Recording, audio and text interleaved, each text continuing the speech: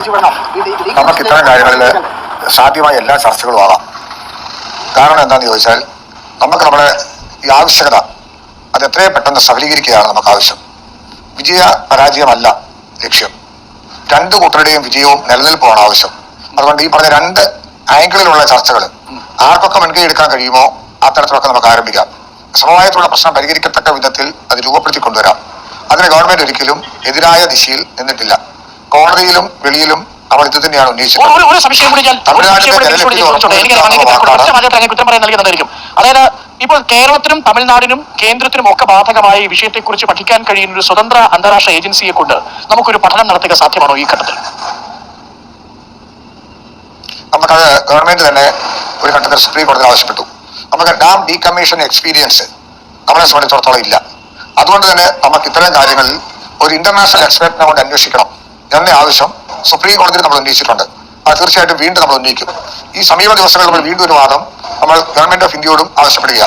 ഒന്ന്, മാറി വരുന്ന സാഹചര്യങ്ങളുടെ പശ്ചാത്തലത്തിൽ നമുക്ക് മുല്ലപ്പെരിയാർ ഡാമിന്റെ പ്രഷർ കുറച്ച് നിർത്താൻ, നമുക്ക് ജലനിരപ്പ് കുറച്ചുകൂടി താഴ്ത്തി നിർത്തിക്കൊണ്ട് തമിഴ്നാടിന് ആവശ്യമായ ജലം എടുക്കട്ടെ, അതിനുവേണ്ടിയുള്ള ഒരു സാഹചര്യങ്ങളെ കൂടി ബോധ്യപ്പെടുത്താൻ ഗവൺമെന്റ് ശ്രദ്ധിക്കുകയാണ്. കാരണം ഒരു പുതിയ ഡാം ഉണ്ടാകണമെങ്കിലും ഏതൊരു ഓൾട്ടർനേഷനിലേക്ക് വന്നാലും അതിനാവശ്യമായ സമയം ഇവിടെ ചർച്ചകളിലൊക്കെ ഉയർന്ന് ഞാൻ ശ്രദ്ധിച്ചു. 6, 7, 8 വർഷമൊക്കെ എടുത്തെന്ന് വരാം. അതുവരെ ഈ പ്രഷർ നമുക്ക് കുറച്ചു കൊണ്ടുവരാൻ ജലനിരപ്പ് താഴ്ത്തി നിർത്തണം. ഇപ്പോൾ തന്നെ റൂട്ട് കർവ് അടിസ്ഥാനത്തിലാണ് അത് തന്നെ നമുക്ക് കിട്ടിയിരിക്കുന്ന ജൂൺ മുതൽ നവംബർ വരെ 142 അടി ജലം പിടിക്കാൻ ഇപ്പൊ തമിഴ്നാടിന് പറ്റിയ റൂട്ട് കർവ് അടിസ്ഥാനത്തിൽ മാത്രമേ പറ്റുള്ളൂ. ആ റൂട്ട് കർവ് ബേസിൽ തുടരുമ്പോൾ തന്നെ കുറച്ചും കൂടി ജലം താഴ്ത്തി നിർത്താൻ കഴിയത്തക്ക വിധത്തിൽ ഡാമിന്റെ പ്രഷർ കുറയ്ക്കാൻ അത് നല്ല നിലയിൽ ഉണ്ടാകണം, അതായത് തീരുമാനം എടുക്കണമെന്ന് നമ്മൾ ഗവൺമെന്റ് ഓഫ് ഇന്ത്യയോടും അതോടൊപ്പം തന്നെ തമിഴ്നാട് ഗവൺമെന്റിനോടും നമ്മുടെ വരാൻ പോകുന്ന കേസിലും നമ്മൾ ഈ കാര്യം ഉന്നയിക്കാനാണ് ഇപ്പൊ തീരുമാനം എടുക്കുന്നത്. കാര്യം അത് ഇരുകൂട്ടർക്ക് നല്ലതാണ്. അതുകൊണ്ട് ഈ കാര്യങ്ങൾ ഞാൻ പലപ്പോഴും കണ്ടു.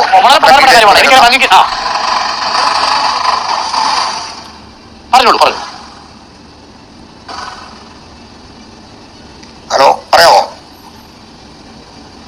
ഹലോ, അരുണെ പറയാമോ? ഓക്കെ. അപ്പൊ അതുകൊണ്ട് ഇക്കാര്യങ്ങളാണ് നമ്മൾ ആവശ്യപ്പെടാൻ പോകുന്ന മറ്റൊരു കാര്യം. അതുകൊണ്ട് ഇപ്പം നമ്മളെ സംബന്ധിച്ചിടത്തോളം കളക്ടറേറ്റിൽ യോഗം ചേർന്നു എന്ന് പറഞ്ഞത് അതെന്താന്ന് ചോദിച്ചു കഴിഞ്ഞാൽ ഈ വരാൻ പോകുന്ന ദിവസങ്ങളിൽ ഉണ്ടാകുന്ന കാലാവസ്ഥാ വ്യതിയാനം മൂലം കൂടുതൽ വെള്ളം ഉണ്ടാകുക, മുല്ലപ്പെരിയാർ ജലനിരപ്പ് കൂടുക, ഇടുക്കി ഡാമിലേക്ക് ഒഴുക്കുക, താഴേക്ക് ഒഴുകുമ്പോൾ ആലുവായാലും എറണാകുളത്തെല്ലാം വെള്ളപ്പൊക്കം ഉണ്ടാകുക, 2018 ഒരു ദുരന്ത സമാനമായ സാഹചര്യം നമ്മൾ മനസ്സിലുണ്ട്. അതുകൊണ്ട് ഒരു മുന്നൊരുക്കങ്ങളെല്ലാം ഞങ്ങൾ നടത്തി.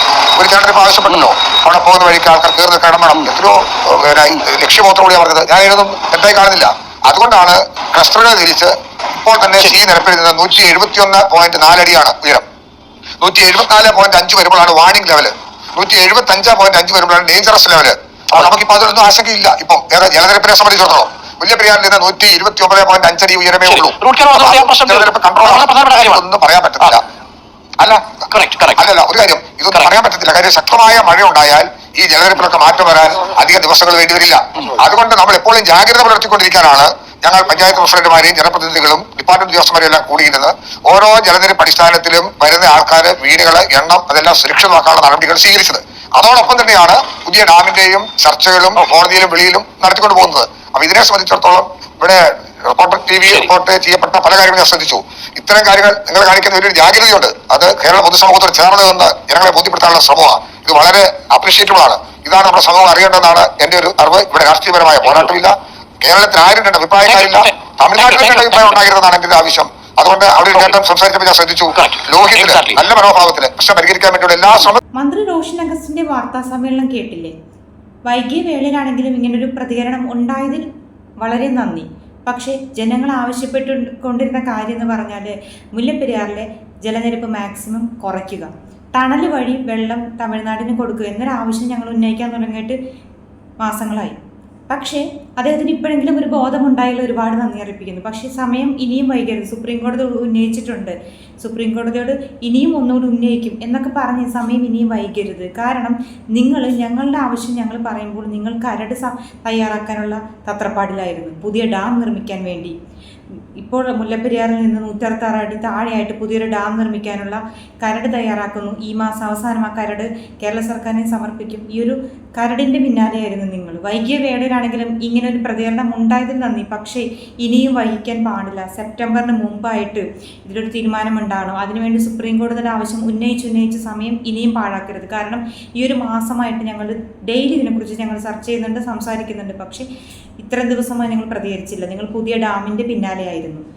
വളരെ ഇപ്പോഴും പറയുന്നു ഡീകമ്മീഷനെ കുറിച്ച് പരിചയമില്ല എന്ന്. പക്ഷെ അതിന് പരിചയമുള്ള എക്സ്പേർട്ടുകളെ വെച്ച് എന്താണ് ചെയ്യേണ്ടത് എന്നുള്ള കാര്യങ്ങൾ ഇനിയും വൈകാൻ പാടില്ല. കാരണം അദ്ദേഹം തന്നെ പറയുന്നുണ്ട് ഇപ്പോൾ ജലനിരപ്പ് താഴ്ന്നിരിക്കുകയാണ്. പക്ഷേ മഴ ശക്തമായി പെയ്താൽ എപ്പോൾ വേണമെങ്കിലും ജലനിരപ്പ് കൂടും. മഴ ശക്തമായി പെയ്താൽ ജലനിരപ്പ് പെട്ടെന്നായിരിക്കും കൂടുന്നത്. അതുകൊണ്ട് തന്നെ ഇനിയും ആവശ്യങ്ങൾ ഉന്നയിച്ച് സമയം കളയരുത്. കേന്ദ്രത്തോടാണെങ്കിലും സുപ്രീം കോടതിയിലാണെങ്കിലും ഇടപെടൽ വളരെ വേഗത്തിലാക്കണം. കാരണം നമുക്കിത് കേരള ഗവൺമെൻറ്റിനോടേ പറയാനുള്ളൂ. അതുപോലെ കേരളത്തിൽ നിന്ന് പോയിരിക്കുന്ന എല്ലാ MP-മാരും ഒറ്റക്കെട്ടായി നിന്ന് കേന്ദ്രത്തോട് ഈ ഒരു ആവശ്യം ഉന്നയിച്ചാൽ മാത്രം പോരെ, നമുക്കിത് നേടിയെടുക്കണം. കാരണം തമിഴ്നാടും കേരളവും തമ്മിലുള്ളൊരു ചർച്ചയിൽ തീരാവുന്ന കാര്യമാണത്.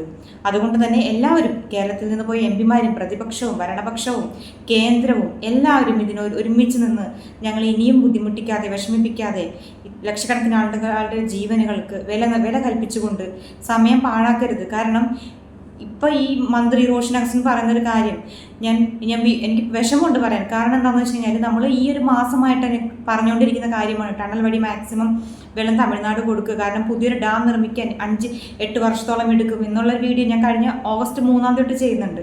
പക്ഷേ നമ്മുടെ മന്ത്രിക്ക് ഇപ്പോഴാണ് അതിനെക്കുറിച്ചൊരു ബോധമുണ്ടായത്.